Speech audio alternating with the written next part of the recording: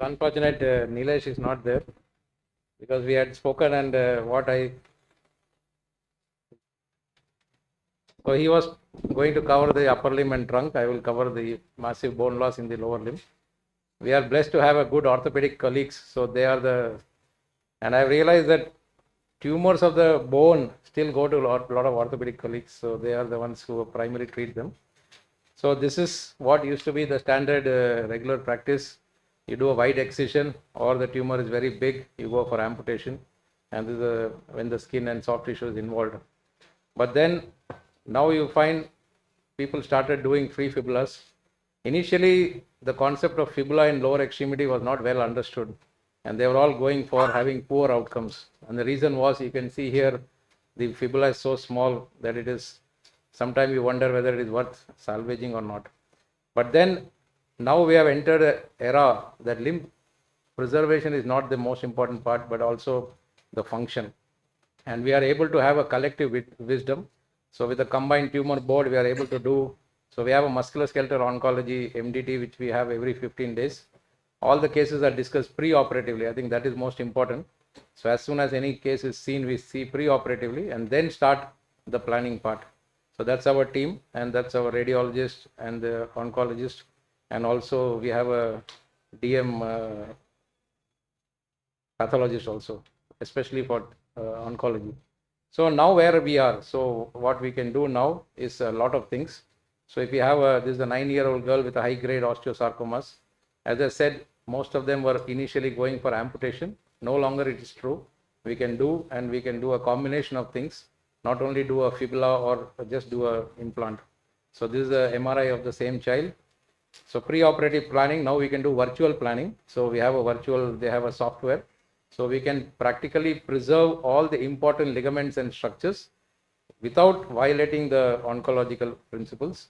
So this has been a custom-made processes. Of course, these processes are quite expensive, but now with more emphasis on limb preservation and also affordability, this is roughly around 25 lakhs.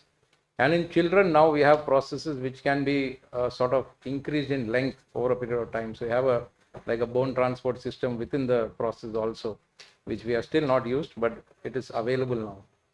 And this is another young lady, intermediate grade osteosarcoma. So first we follow the chemotherapy and get the adjuvant therapy first in place, that's the X-ray. And then we calculate according to the future height. So the 6 years of growth is left. So distal femur resection and physeal sacrifice will actually cause a problem. And what we need to supplement at adulthood. So these criteria have to be put. So there are nice softwares available where you can calculate what will be the future. So this is what I meant by virtual planning. So this is how they do a virtual planning. So you can exactly customize your implant, and the implant company also helps you in customizing. So it's uncemented processes. This is the one they use, and that's we can take exactly how it will fit. And with robots coming in, the cuts can also be made exactly according to the defect and according to the process. So that's the final processes, and the child as well. Now coming to the next advance we have had is a combination of ECRT and free fibulas.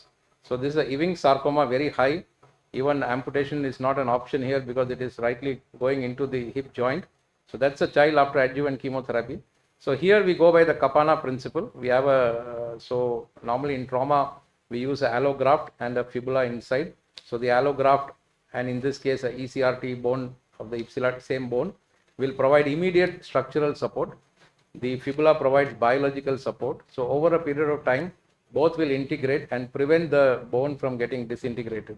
So this is what we did. So we gave 50 rads of irradiation after we have removed the tumor.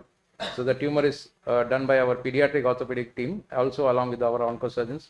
So they have removed the bone, and this is how we do. In children, we can actually use the peroneal vessels itself for the head, and that's what we did. We saw. So we use intraoperative ICG to confirm that the head is well perfused, and all we needed was a green stick fracture to fit the fibula inside.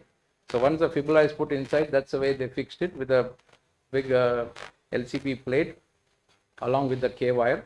So that's a resection. That's the combo of like an allograft. It behaves like an allograft, but it's from the child himself. and then that's a fixation. So immobilization is done like this, and child is immobilized for nearly 3 months, and then we slowly start.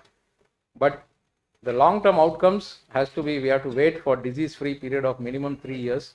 3 to 4 years is the thing we are waiting for. So there's a minimal limp, but if you see, the head has really incorporated into the joint.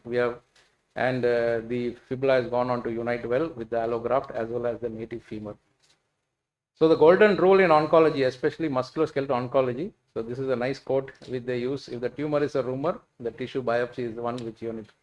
So never hesitate to repeat biopsy. Many times they come with a biopsy which is which is inconclusive, or you're not able to sort of really figure out what it is.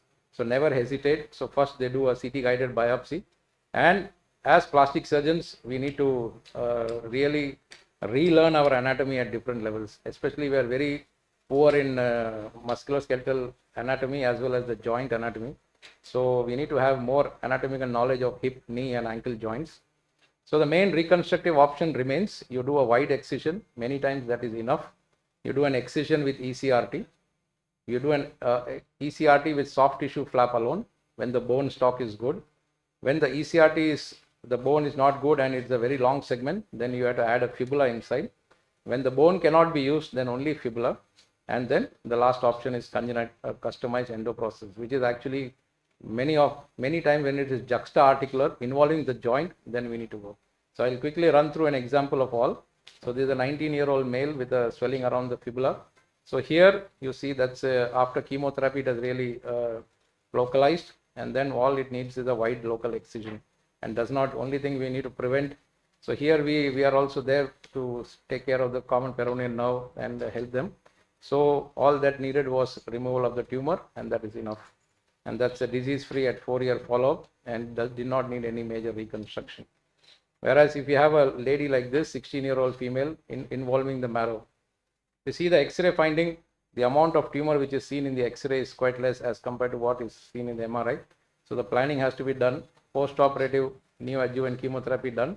So now the options are endoprosthesis or a pedicle localized cryotherapy, and then use the same bone, ECRT, and reimplant. So that's what they did. So they debride it, they remove all the soft tissue, and then irradiate it, and then this is only ECRT. So in femur, because of good soft tissue around it, many times it survives and it does not need.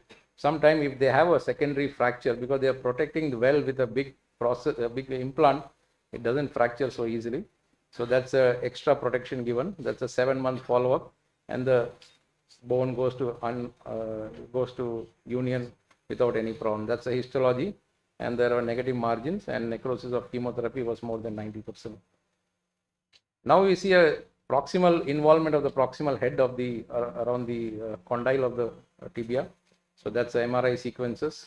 Again, we do a planning. Many times we need an added CT scan to see the exact bony part. So the radiologist gets a CT done at the same time, and then in the planning, and that's a biopsy report.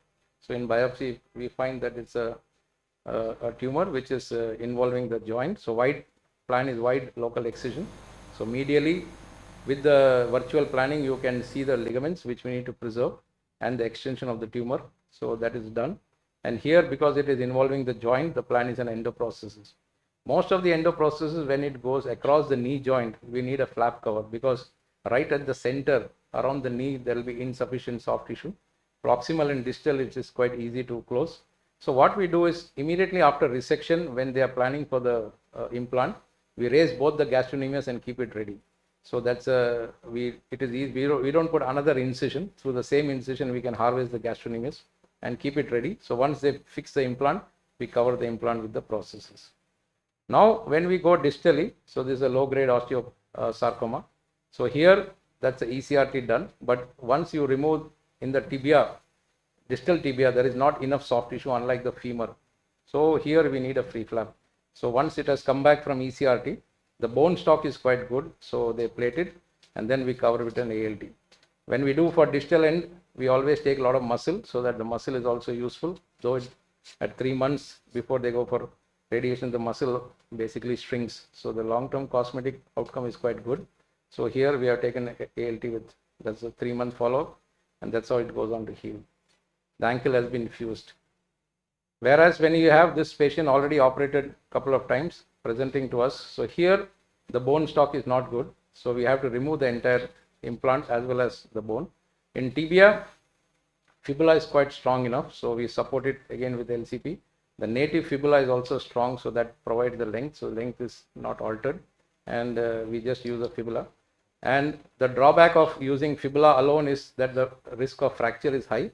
So going by our trauma principles, if you use a AFO like this, which is protecting it, so it offloads the weight bearing and offloads the sort of weight on the implant as well as the fibula, and they can walk comfortably. We always put a pressure garment on the donor side for a good cosmetic correction. This is a more proximal lesion, and that's a surgical planning going on, and that's the tumor. So here the ECRT has been done, and they did not need any soft tissue cover. So here we just use the existing soft tissue and used it to cover. Only one case of upper limb I will show. We have in upper limb it is quite straightforward. Very rarely we will find that we need to use, unless it is crossing the joint. We have still not done any elbow replacement so far, crossing the joint, but most often we will need only for the forearm bones. So for forearms it is quite straightforward. Fibula is a perfect match. If you want to avoid a fibula, many times they will do a one bone forearm for such situations, but it then takes away your pronation and supination. So better to do a free fibula and retain the pronation and supination. So fibula for upper extremity is a very nice option, and that is our go-to option as a first choice. So future of medicine will be interdisciplinary. We have a tie-up with the teams in Oxford and Birmingham. So their MDT also we can attend. Actually, it's very interesting to see. That's what their MDT in progress. So this is how they discuss each and every case, and then we can also participate as we are part of their collaborative team. And even in many of our MDTs, we are able to get them involved, and that brings in a new thought and what can be done or what is best for the patient. But the key is to see them immediately at arrival and not after we have already started our protocol or our treatment program. Thank you very much. I again invite you for our workshop.